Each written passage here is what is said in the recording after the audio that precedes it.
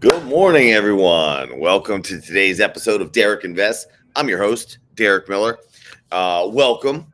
So, as promised, the first thing we're going to do today is we are going to take a look at SMCI. As I said yesterday, we had to see how yesterday played out before we could have an accurate forecast for in any reasonable price and time target on SMCI. It gapped down so badly, we had to see yesterday's action to figure out how quickly that enormous gap would fill. So we're going to take a look at that this morning first. The second thing we're going to take a look at is NVIDIA. Everybody's interested in the fact that the earnings came out yesterday. Let's see what else. Oh, VIP mentorship started yesterday, so that is now closed. If you are interested, if you are interested in one-on-one coaching, you can email me at dmiller@prometheaninvesting.com. Also, finally changed that Twitter handle. It took all of 30 seconds. I just didn't see it as that important, but someone mentioned me yesterday, Derek, it kind of looks like it's a bot, so you should change that. Even though that is your one and only channel, you should change it. So I did. So it's at Derek Invest for Twitter. So any of you who want to follow me on Twitter, any of you that would like to follow me on Twitter, it's at Derek Invest. I kept it pretty simple. Yeah, so one-on-one coaching. When you email me, by the way, make sure that you're emailing me your name. I'll have your email address, so obviously you're emailing me, but I'll need your phone number as well. And then I'll send you a link. We can jump on a call. I can learn a little bit about you, what you're trying to do, what you're trying to accomplish, and then we can go over some payment options and what you're looking to do, and yeah, we'll go from there. But mentorship is finito. We started yesterday.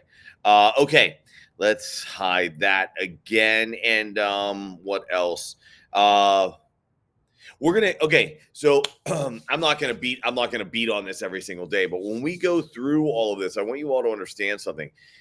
When you try to track this, I've had people say this to me, and this is probably going to be the last time I'm going to bring this up, but people ask me if they can simply track what I'm doing, if they can just buy what I say to buy, and then, whether they're using options or whatever they're doing, and then sell when I say to sell, because I have target dates or I have target prices or whatever. Listen to me and listen closely. Hear this. I know that everyone out there is an expert and they're telling you that that is a good way to do things. You're following someone like me. I've been doing this for 25 years. You can take a look at my accuracy on my forecast. I have nothing to hide. It goes up every day on Twitter. It's extremely high. It's because I know what I'm doing, but just blindly following me is going to leave you a victim to your own emotions every single time. I want you to hear what I'm telling you. The market works like this. The market's a business. That business has a structure, yes. Within that structure, there are mechanics, yes. Those mechanics elicit emotional responses from not just institutions, but also from retail. Retail probably being the most important, because that's the more knowledgeable hands taking money from the less knowledgeable hands. If you are the less knowledgeable hands, meaning you think you're going to follow someone to make money, you are going to lose your money. I can tell you exactly what to do and when to do it, but it won't matter. You will mess that up. You have to get educated on this. I have a system that I utilize, right? And for me, it's all instinctual at this point. It's all intuitive. I've been doing it for 25 years, but it's based on the 3 pillars of investing: risk management, cash management, and investment management. And these 3 things vary for every single person to some degree. No one is exactly like someone else in doing the exact same things. You have to establish an investment rule book.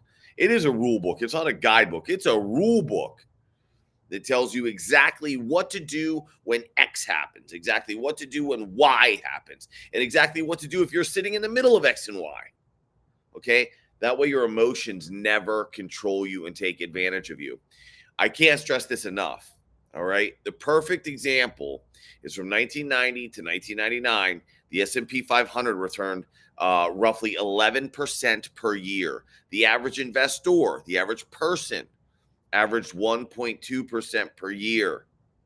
The reason for that is they bought and sold at exactly the wrong times in one of the easiest bull markets to make money in. Why?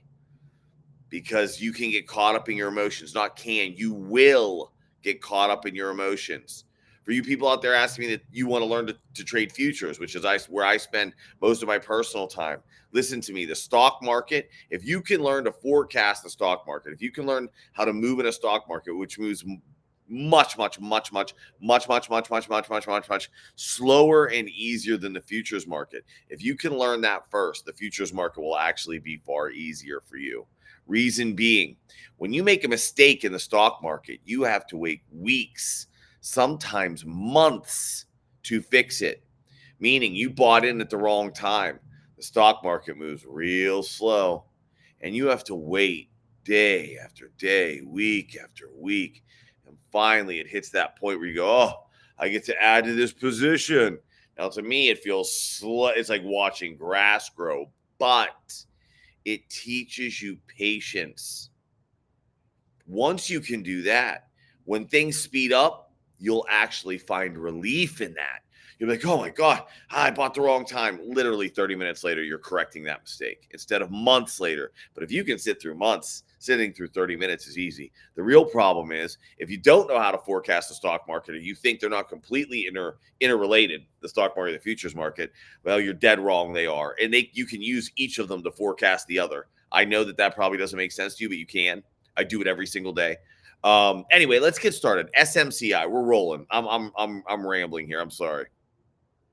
I'm sorry. I'm not sorry. I'm not sorry. All right, hold on. Let's go. Let's take a look at this thing. SMCI. I saw where it closed. I don't know the lows of yesterday. I'm just going to zoom in on this right away because what we were discussing yesterday and what I said I would touch on today was effectively whether yesterday I told you I could not tell you whether this gap would fill quickly or slowly until I saw the close of yesterday. What's the low of yesterday? The low is 395, and then it closed out yesterday at like 443. And what did the gap open at? The gap opened at 485. Oh, wow. So, okay, this gap in relative terms should fill quickly. All right, just how quickly? Well, let's take a look. First thing we want to do, everyone, is we want to say, why are we saying the gap will fill quickly? All right, there's a lot of rules on gaps. So one of the primary rules, I'm going to zoom out. I want to show you something. One of the primary rules about a gap is if you have a gap like this, and remember, I'm here to teach. I'm not just here to give you the answers, right? I can't teach you algebra if I'm not doing algebra, but I am not just here to say, do this, do that, blah, blah, blah. It doesn't work that way. So this gap here was right there. All right, so it gapped down. Now, what you're looking for is large volume, which there is. If you ignore yesterday, this is the largest volume on this chart, okay? And this chart goes from the 15th to the 29th. So it's not like a small number of days, and it's an hourly chart.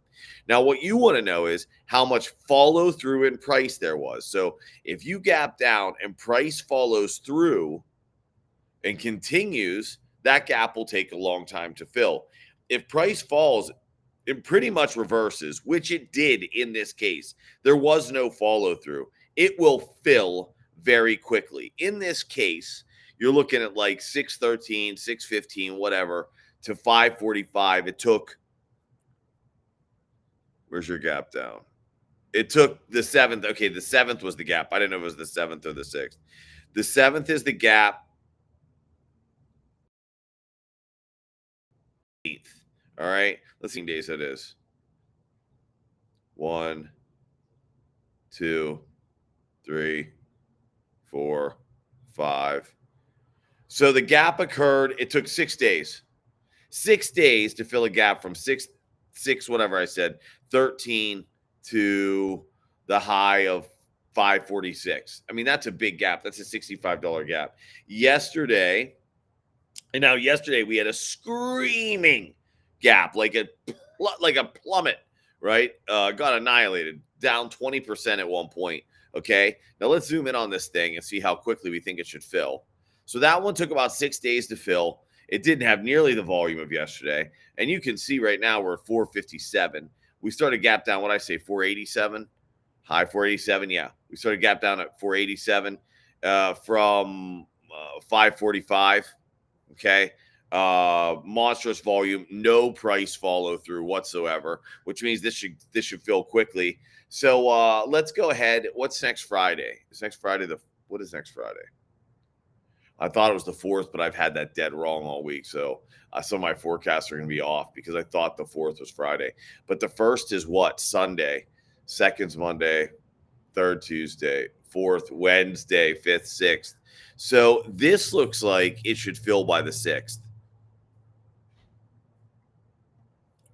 So if we go here,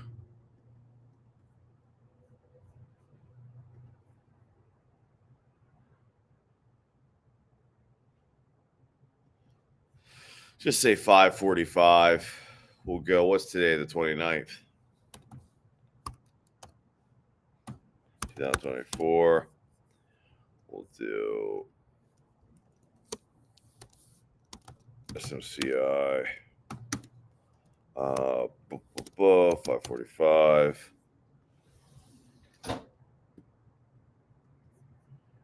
Okay. Target date. I mean, that should not take. What did we had yesterday? So that's 1. So the 6th, yeah. 9/6. 9/6. 2024. There we go.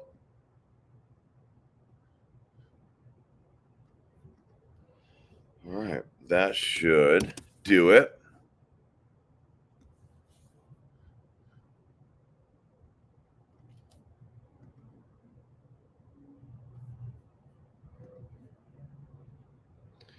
So that particular gap should fill pretty quickly. Why? There's massive volume, which is the institutional hands of the market. It's on a gap down, and for the day, I mean, it was quite a good day. There was probably a heck of a lot more buying yesterday than there was selling. That's for sure. How can I say that? Well, your low price was $395, and you closed out at $445. Believe me, that's significant buying. All right. So let's go back to a daily. We'll look at Nvidia because I think they reported yesterday and everybody was talking about Nvidia. All the talking heads, they're not, I think I'm going to start calling them talking heads, not experts. They're always giving you news that you can look up basically anywhere. All platforms supply you with the same information they're supplying you with. They're not saying anything, right? So I'm going to start calling them talking heads. But anyway, let's take a look at Nvidia. It's only down 232. Let's see. I don't remember where it was supposed to open. Yeah, Nvidia. It looks like Nvidia's gap down is not like SMCI yesterday, right? Not at all. I mean, look, this right here, and I have a downside target on Nvidia. Let me show you. Let's see where did I have that thing? I think down here at 110. Yeah, it's at 110, and I can't remember what it's there for. I can't remember the target date, but it is down there at 110, and I think it was meant to be next Friday, which is the 6th. But this gap will fill first. So if you're looking at a short-term target, which is only a couple of percent, this gap could very, very easily fill today at 125.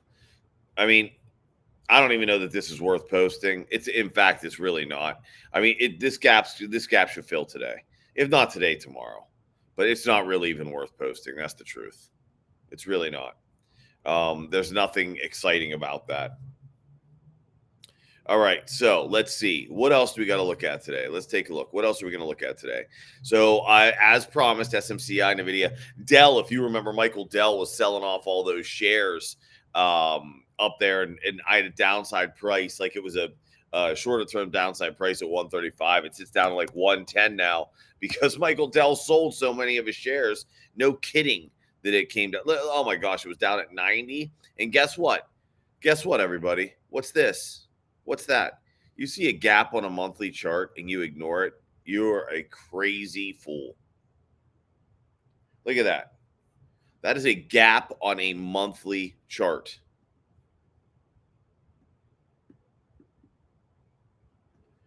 This is a gap on a monthly chart. A gap on a monthly chart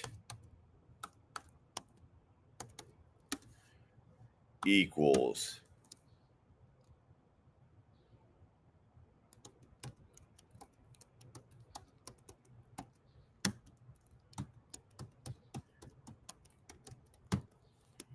and guess who initiated that manipulation?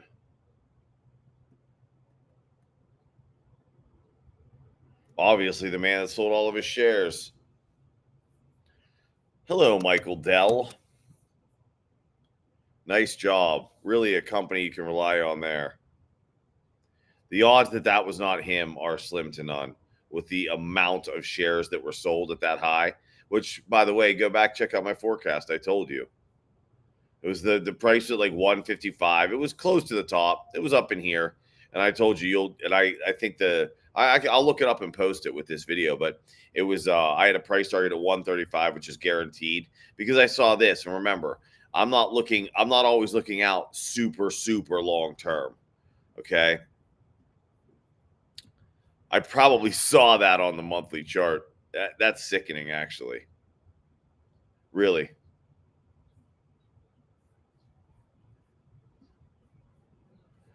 Daily.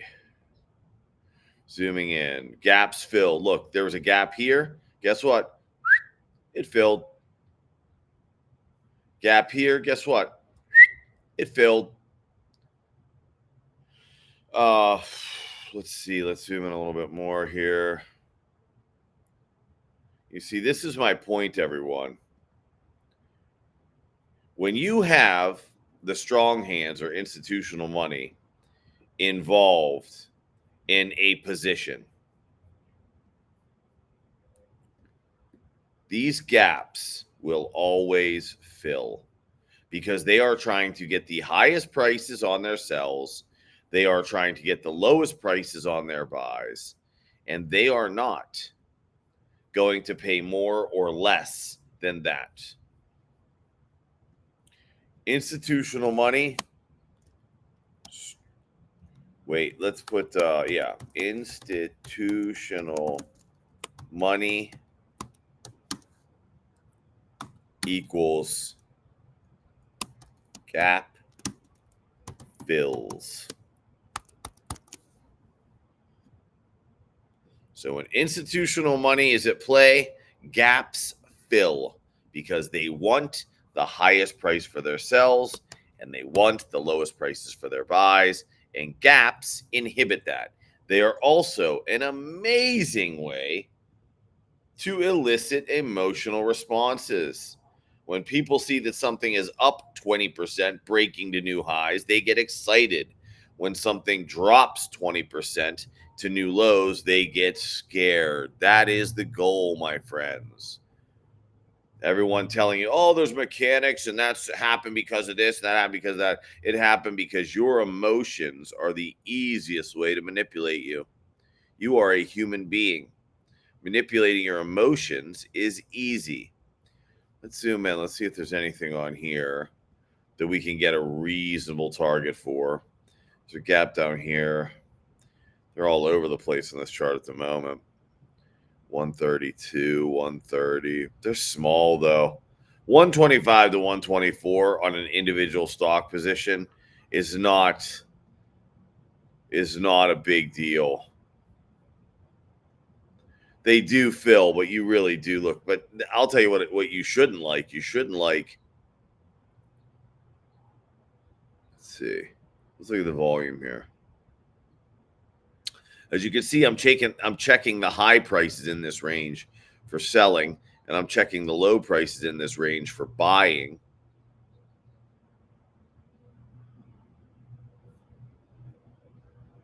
Because if there's a ton of selling at the high price in the range, that means institutional money is looking to drive prices lower. If most of the volume trading activity is taking place at the low points on the range, that means that institutional money is buying. This isn't, let's see, gap filled. It is filling even the smallest gaps, though. Yeah, it is.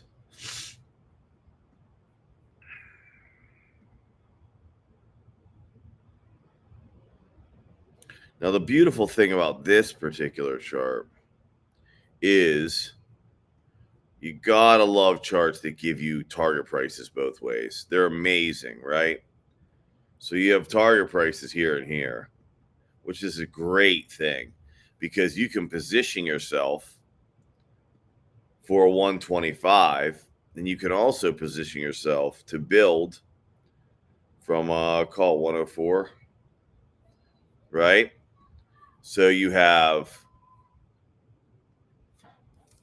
104 and you have 125.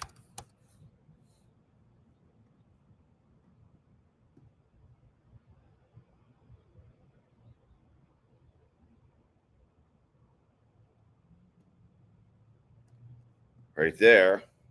And you get to build a position.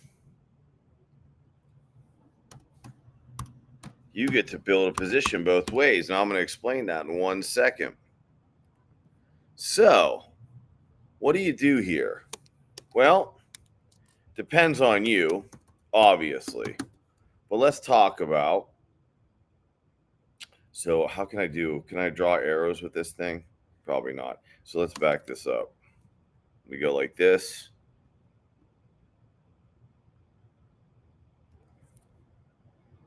We're going to come over here. So, what can you do about this?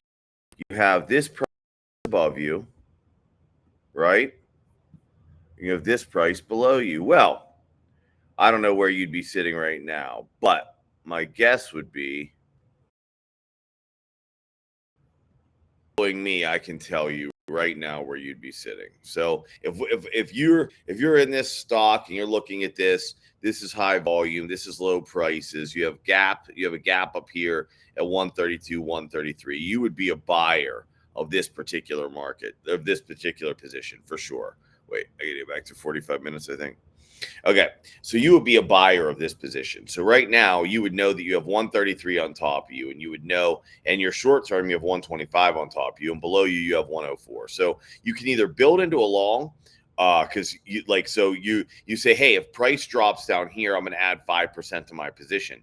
If price rallies to here, I'm going to sell off 5% of my position until I reverse back down to 104, where I'll add 10% of my position so we can ride to 133. Let me repeat that.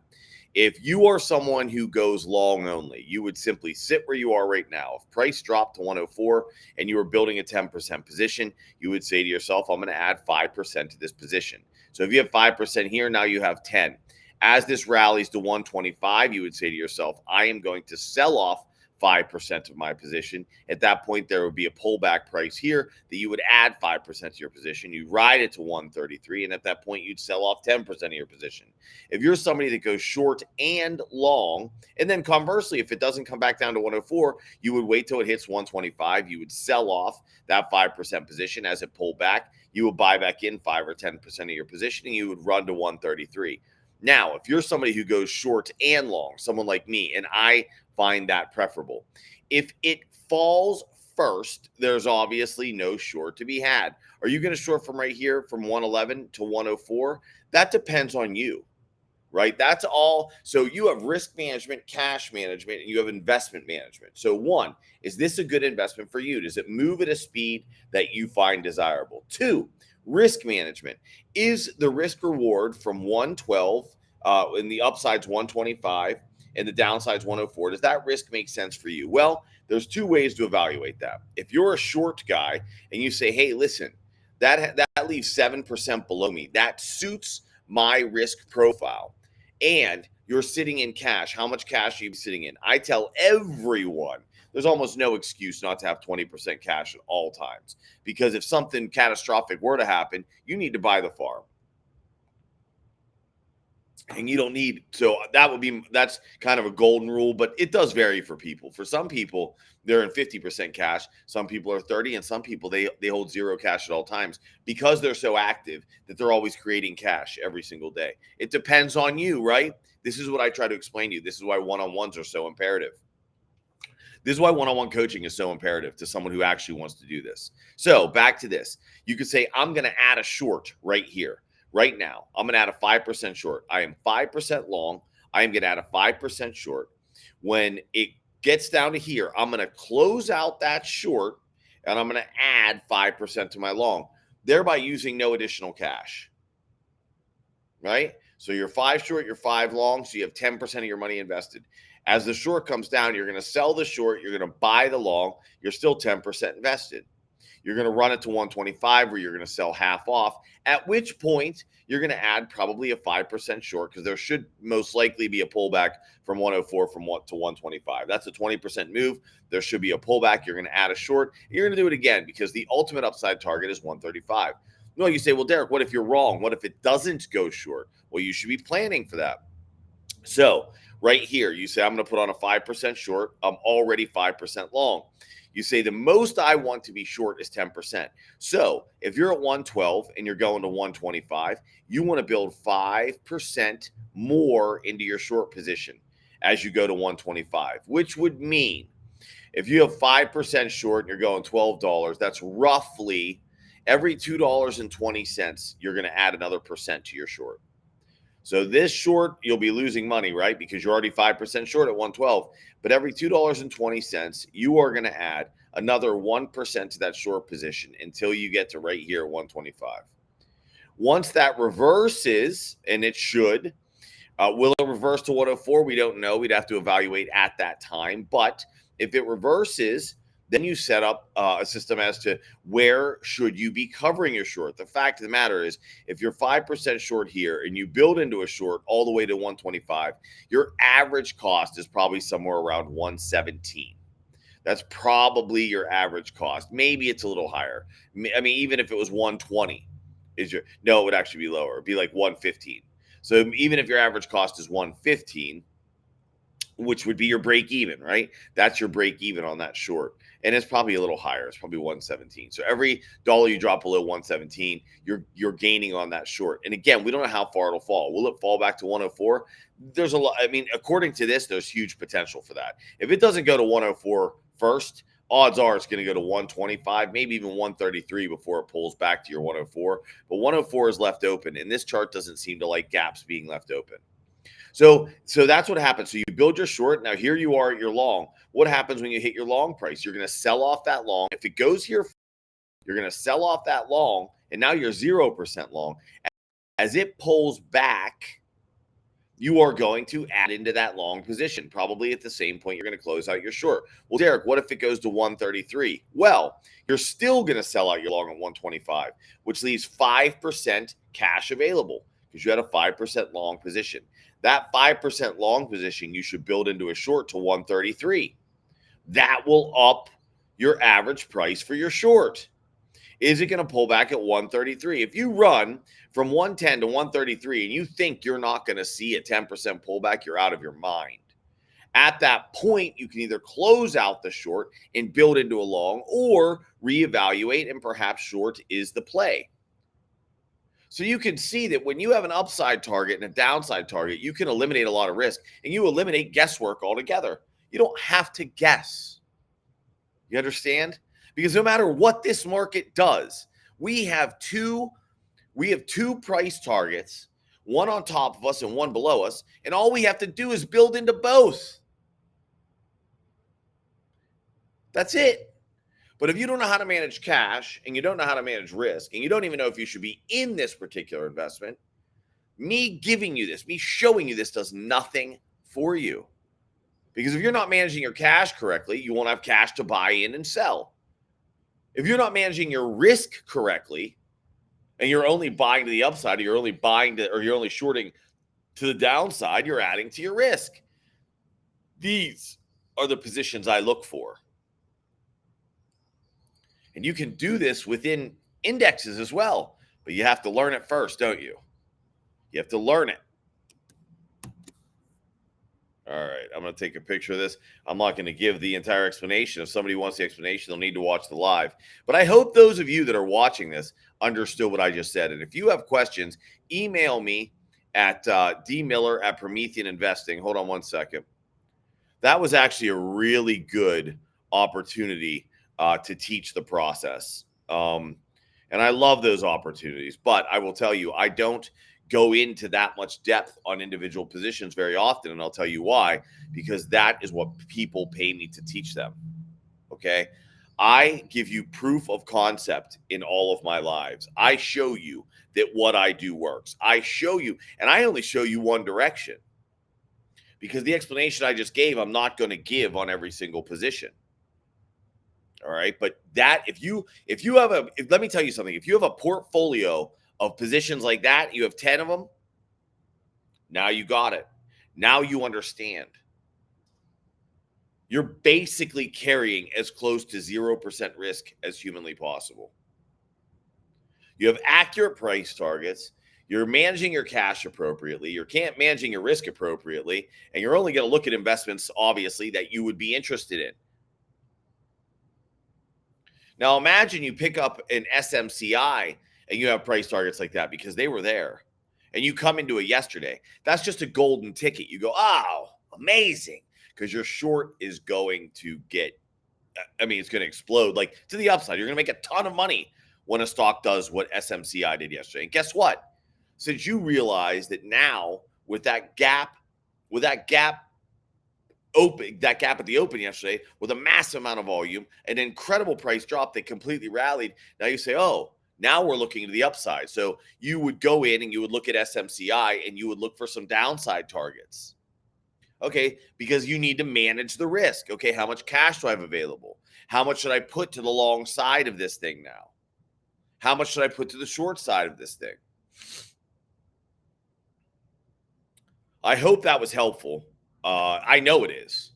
Okay. That is how you manage money for yourself. And you have the ability to do it because you have an advantage that the strong hands, aka institutional money, aka smart money, whatever people call it, you have an advantage they don't have. And it's simple. The advantage is you can move very quickly, you're very nimble, and they're not. I say yesterday they're like the Titanic. That's probably a bad example. I'm not trying to say they're the Titanic and the fact that a Titanic sunk. What I'm trying to say is they're giant cruise ships. That's how they have to move. That's how they have to turn. You are a one-man, like jet-engined motorboat that's doing 360s and goofing around and flips. You're like a jet ski, but with a giant motor on it, right? You can do whatever you want. And the motor gets bigger, the more you have to invest. The motor just grows in size the more you have to invest because that gives you more opportunity. So I hope that was a great example. I'm going to leave it off there actually because that was such a great example to give. No, I'm not. I'm going to do a few more, and I'll tell you why. Because there's some people reporting earnings tomorrow, and I want to look at some of them. So let's look. I think Salesforce already reported. We'll look at Salesforce, Affirm. There's 5 below there. Cooper. Let's take a look. I'm going to look at a couple of more here. Let me close this out. There's my Twitter handle, right? There's my email address. So if you are interested in the one-on-ones and you're watching this, you should be. If you invest and you're watching this and you're serious about what you're doing, you should be doing one-on-ones with me. There are very few guys that are going to show you what I'm showing you. That's because they don't need to spend the time showing people this. They're doing it for themselves. They're managing their own money and they're making a lot of money. Okay. No, we'll show that. We can still show that. So let's take a look at, we're going to look at Affirm and ARBK. AFRM. Oh, I'll look at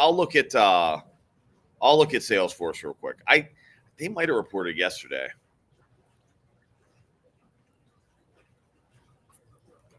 CRM. Oop, looks like they did report yesterday. Look at that open. Reversed immediately. Reversed immediately.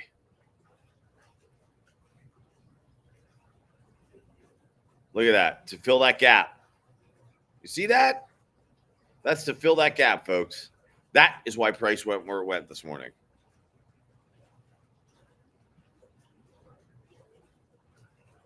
Okay, daily. So we just look at the daily. Let's look at 4 hours.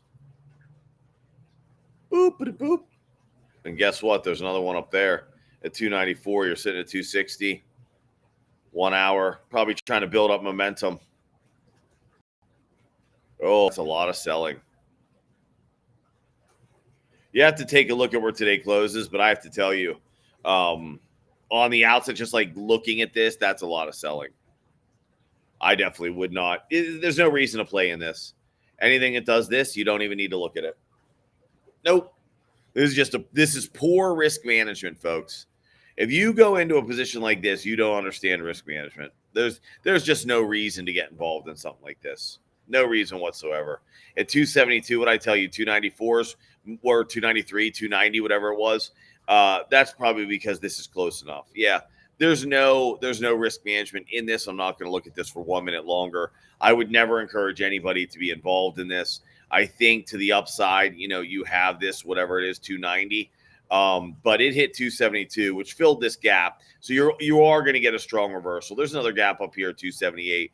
I mean, look, I believe 290 is like the play. That's where it's headed. But there's just no reason to play with that one. Let's look at a firm, because there's no risk management there. None. Oh, a firm reported, I guess. Oh, it's on a huge gap. It's up 30%. Something like a firm up 30% on monstrous volume. I can tell you now, again, it all comes down to how does today play out. So the trading activity is there. The price is there. Is there follow through on price to a higher price?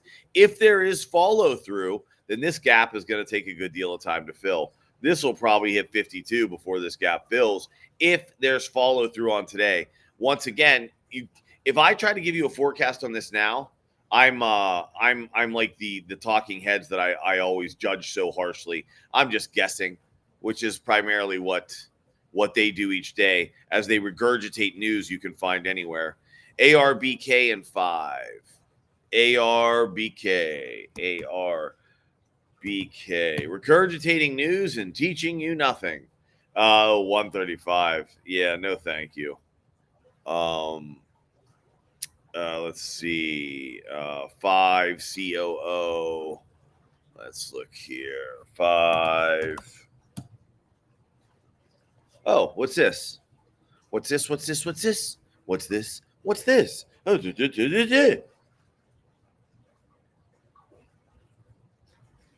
oh, look at that.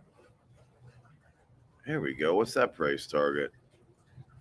Up at 98. You're at 79. Oh, that's nice. Let me zoom in. You do have this below you, though. So here's another one. That's no problem. There we go. Whoop, whoop, whoop, whoop.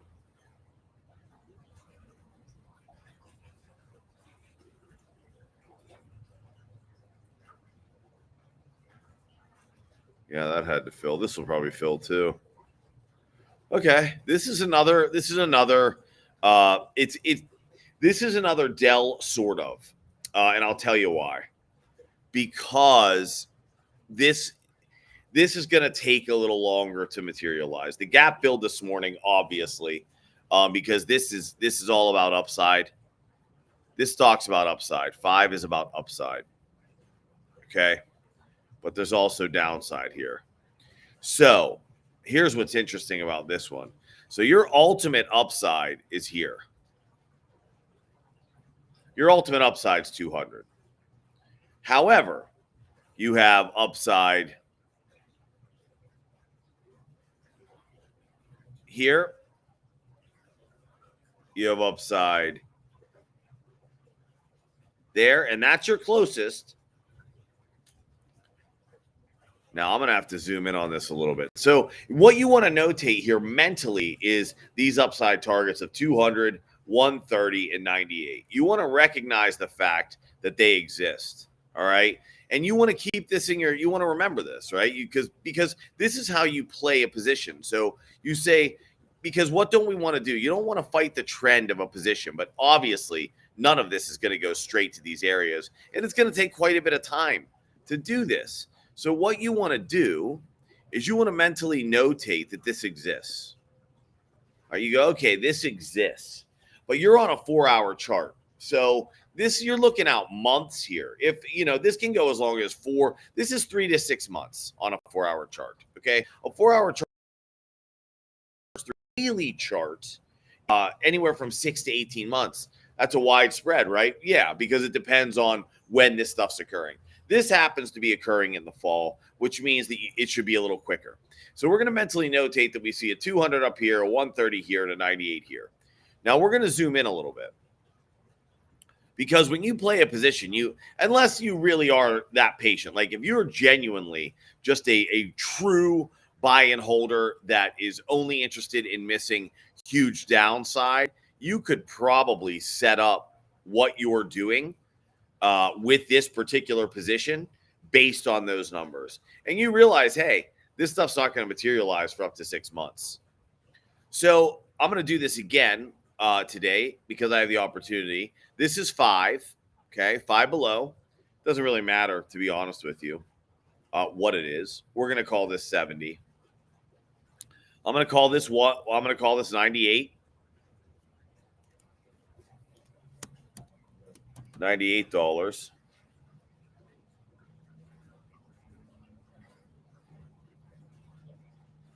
I'm going to call this $70.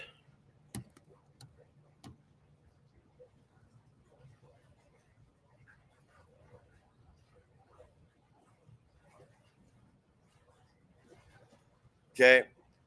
Now we are looking at 5. So it's 8/29, 2024. I always date this stuff because I believe if you're not dating it, it's because you don't want to be held accountable for what you're doing. That's the beauty of just saying, I don't tell people what to invest in or how to invest in it. I'm just sharing with you what I see. It's like, yeah, anyone can see that. And for those of you who don't know what I'm talking about, most of this market information can simply be bought through whatever platform you're using, right? So if you're using TradingView, for example, you can just buy any flow information you want, any order information you want. You don't have to listen to some guy explain to you, oh, look at this here and look at that there. It's right there for you to have. Now, some of you may not understand what that information is. And if you don't understand what it is, you shouldn't be using it anyway. Therefore, the information being shared with you is useless. Why would you utilize information that you don't know how to use? Which is what I am always on here talking about, even with myself as well. Using the information I'm sharing without knowing how to use it is foolishness. Okay, so here we go. We have an upside target and a downside target. What do we think? Well, naturally, it looks as though your downside target should be met first, which is $70. It's roughly 10% below where you sit right now. Okay, what's your upside target? Well, it's $98. So $98 from $78 is a little over 20%. So if you're the type of person that goes long only and you are looking at this particular position, based on this gap and the fact that we have gaps all over the place on top of us, you would be buying 5. You would own some of 5. This would be an investment you were tracking. If you're tracking this, we'll just run the same numbers again. Some people build into 20% positions, some build to 5, some build to 2. I'm just using nice, easy, even numbers so that I can explain this in a manner that everyone will understand. So here we are. We own 5% of it right now. It reached 83, 84. We didn't sell coming into earnings. God knows why, given the fact there's gaps below us, but we didn't. Again, this mistake wouldn't have been made, but we're running off what we have here. So we have 5%. We're long only. We only buy. We don't short. We don't believe in it. We only buy. So we want to build to a 10% position by 70. We have about 10% below us. So every time this thing drops $1 or whatever it is, 85 cents, we are going to buy. No, because we can only build, we own 5%. We're going to build to a 10% position. So every time this thing falls $1.70, we put another percent of our money into it. Okay. to build this position. And here we have 10%. As it rallies to 98, we're going to sell off at least half of that. And and then we're going to work our way up the chart to 129, and then ultimately what I say to 200 or 198, whatever it was. Now, if we go short and we go long, right now we're going short. We're going to put a 5% short position on. If it drops, every time it drops $1.70, if it drops, we're going to ride that 5% short all the way down to 70. Then we're going to close out that short. We're going to add 5% to the long position that we own. We're going to carry it forward. Up here, we're going to sell off 5% of our long. We're going to take on 5% short. We're going to watch it drop, so on and so forth, up to 129, up to 198. Now, what if we have a short here at 5% and this thing rallies up to 98 before it falls back down to 70? Well, that's about 20. We're going to say it's 20%. 20% away from us, and we are only adding into that short 5% more, right? We're already 5% short, so we're going to add to our 5% position. We need to have 5%. That means every 2.5% we're adding a percent. So it's probably every $2, every four. It'll be every four. Yeah, let's just say every $4. Every $4 this rises, we add 1% to our short, right? And then we're probably dollar cost averaged in pretty darn low, because right now we sit at 78. So you're probably dollar cost averaged in at 85, or no, it'll be higher than that.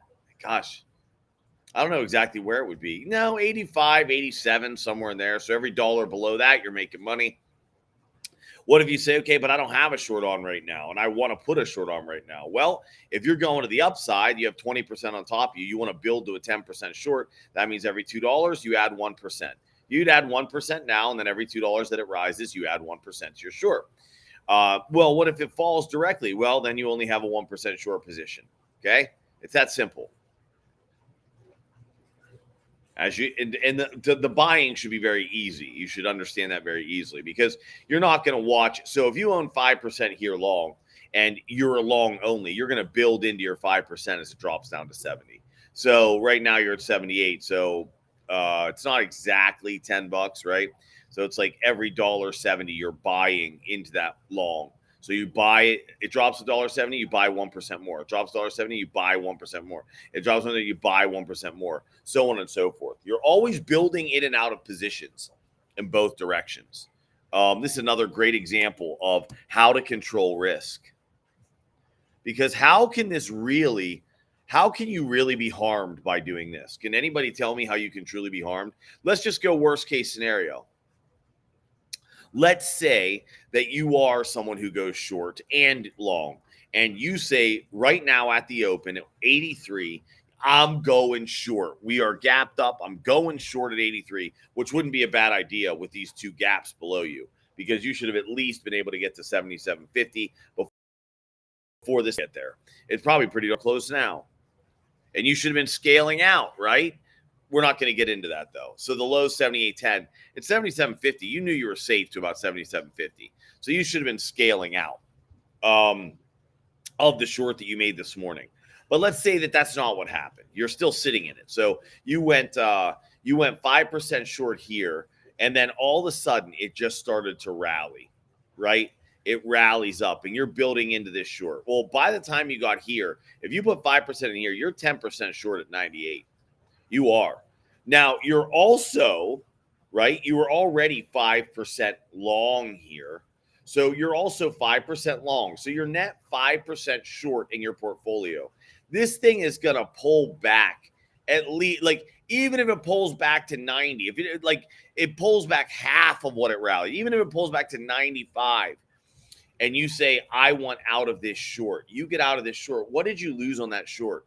2.5%. Now you're 5% long, and it runs to 130. So now you're 10% long to 130. You lost 2.5% on your short, but you're now 10% long at what? If you bought it, if you went long here at 83, and then you went long again, say it just pulled back to 95, you're at 12. So at $89 to 130, all you did was profit. And guess what? You reduced your downside risk the entire time. That's why you took the short on. You took the short on to make money. It didn't work, but it also didn't cost you very much. If your dollar cost average into your long at 89 and it runs to 130, you made 40% on your money. You lost 2.5% on your short, and you also reduced your risk dramatically. Now, you were smart. That's a smart play. And it went completely against you. I hope that makes sense, and I hope you can see that. I'm going to end the share for the day. We had two amazing examples today with Dell and then with Five Below. Thank you so much for joining me. Remember, if you're not good up here, you're not good anywhere. All right. If you're having a tough day, you get outside in the sun, you go for a walk, smile like an idiot. Smile like an idiot for an hour. I promise you, it'll work. You could do the most miserable things in the world. And if you're laughing, we would get into CrossFit, and I would be doing like my second CrossFit workout of the day, and I would just start joking. Like the pain would get so bad. I just started laughing and goofing off. Next thing you know, the whole room was like that. And we were just like hammering out. And then by the time it was over, I thought I was going to die. But I had fun, and it changed my attitude. Right? Just change your attitude. Just start smiling. I don't care if inside you're like, just go like this anyway. Just do it anyway. Try it for an hour. It'll work. You'll feel better. When you feel better, better things happen. I promise you. All right. As always, I hope you guys really enjoyed that. I enjoyed doing it. I hope you like watching this as much as I like doing them. In any case, thank you so much for your time. Remember, every day above ground is a good day. I'll see you all tomorrow.